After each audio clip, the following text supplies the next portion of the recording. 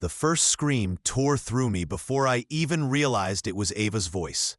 My niece, barely 16, was shoved hard against the side of a patrol car, her shoulder hitting the metal with a crack that made me flinch. Two officers held her like she was a criminal. Across the cul-de-sac, Cynthia Bellamy, president of our HOA board, stood with her arms folded, smirking behind her oversized sunglasses. She pointed at Ava's shorts as though they were evidence of some great crime. "Public indecency," she declared, her voice echoing across the lawns. I clenched my jaw. She'll thought this was another show of power, another humiliation staged to keep the neighbors silent. But she didn't know who she was dealing with. The officers' body cams were live streaming to the county's oversight server. I had helped design that firmware years ago. Cynthia was playing on a stage she couldn't control, and the evidence was already being preserved where she couldn't erase it. This neighborhood wasn't just property lines and manicured lawns to me. It was where my sister Rachel had taken her last walk before cancer claimed her. Her dying request had been simple: keep Ava safe, keep the house standing. The oak tree in our yard still bore her carved initials, a reminder of my promise. And now, watching Ava's wrist snap into handcuffs because of a pair of shorts, that promise ignited into fury. The neighbors stood frozen on their lawns, torn between fear and outrage. Some raised their phones, recording, but no one stepped forward. That was the silence Cynthia thrived on. I didn't move until the patrol car rolled away with Ava locked inside. Cynthia turned to me with a smug smile. "Maybe now you'll think twice before ignoring board directives," she said. Then she strode back to her fortress, the converted model home that served as the HOA office. I followed at a distance, watching her summon neighbors with fines and threats. That's when I noticed Terrell Gaines, the maintenance supervisor, standing apart. Clipboard in hand, jaw tight, eyes restless. He wasn't smirking with her. He wasn't comfortable. Something in his silence told me he knew more than he let on. Back home, under Rachel's oak tree, I opened my laptop and logged into the oversight portal. Ava's arrest appeared on my screen in uncut footage. I downloaded it to a secure drive. Cynthia's power had always been built on controlling the narrative.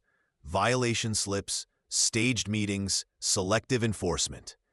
But this was something she couldn't spin. Raw proof of her orchestrating a false arrest. It was the first crack in her armor.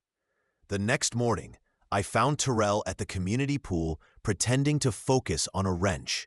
His hands trembled as he worked, his eyes flicking between the children splashing in the water and the crooked security camera on the gate. He knew the system was flawed. He knew Cynthia's power wasn't airtight, but fear kept him silent. I gave him space, but as I walked away, I said, "If you ever decide you've had enough, you know where I live." His shoulders shifted, a tiny tell that my words had struck something inside him. That evening, a violation notice appeared on my door. Failure to maintain approved community image. She had targeted Rachel's oak tree, claiming its roots threatened the sidewalk. My sister's memorial, reduced to a line item in Cynthia's war. I tore the notice down and carried it straight to her office. Inside, Cynthia sat at the head of a table, pen scratching like a judge, handing down sentences. Her red blazer gleamed under the lights. She smirked as I held up the notice. "It's not personal, just standards," she said. I looked around the room. The homeowners waiting with their own violation slips weren't board members. They were her prisoners. Fear was her architecture. I leaned closer, voice steady. "Your roots run deeper than this tree, Cynthia. But this one isn't yours to cut." For the first time, her pen froze midline, a tiny crack but real. That night, I combed through the body cam logs again. Frame by frame, I caught something others wouldn't notice. An unauthorized command override, not county dispatch. It had originated from the HOA's own network. My pulse spiked. Cynthia hadn't just staged a humiliation. She had hijacked law enforcement to do her bidding. That wasn't a violation. That was criminal. I confronted Terrell in his maintenance shed, showing him the proof on a flash drive. His hands trembled so badly his clipboard fell to the floor. "She told me it was protocol," he whispered, guilt choking his voice. But he knew better. He'd seen it before. Finally, he pressed a worn notepad into my hand, scribbled with timestamps. Each one matched the override commands. His jaw tightened as he said, "She's been doing it for months." Then he slipped away like a man terrified of his own courage. In the county library, away from Cynthia's watch, I mapped it all together. Override logs, violation slips, incident reports, Ava's arrest. The architecture of her abuse stared back at me in cold data, but evidence alone wasn't enough. It had to be public, undeniable. The monthly board meeting would be my battlefield. I tested the waters at the community park, showing neighbors the footage under the picnic shelter. At first, only a few gathered. Then, more. They watched Cynthia pointing in the Bodycam feed, the metadata scrolling beside it. Murmurs rose into anger. One woman whispered, "She had my son ticketed last spring. We thought it was bad luck." "It wasn't," I said. "It was her." Their silence cracked. Terrell appeared at the edge of the crowd, giving me a single nod. That was all it took. By the time the board meeting arrived, the clubhouse was packed. The air was thick with perfume, coffee, and years of frustration. Cynthia presided at the head of the table, her smirk razor sharp. She began her performance, fines, violations, threats. But the crowd wasn't silent anymore. Voices cut through her routine, demanding answers. I stood when she moved to new business, my chair scraping against the tile. "I have evidence to present," I said, my voice steady. Gasps spread through the room as I connected my laptop to the projector. The frozen image of Ava being slammed against the patrol car filled the wall. Metadata scrolled beside it. Then Terrell rose, his hands shaking but his voice steady. "It's not out of context," he said. "I was there. She told me it was protocol, but it wasn't." The room exploded.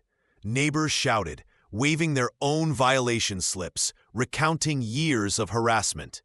Cynthia slammed her fist on the table, shrieking for order, but no one listened. The chant began in the back row, then spread like fire. "Vote her out! Vote her out!" One board member finally stood, his voice trembling. Effective immediately, I motioned to suspend Cynthia Bellamy from her duties, pending review. The clubhouse erupted in cheers.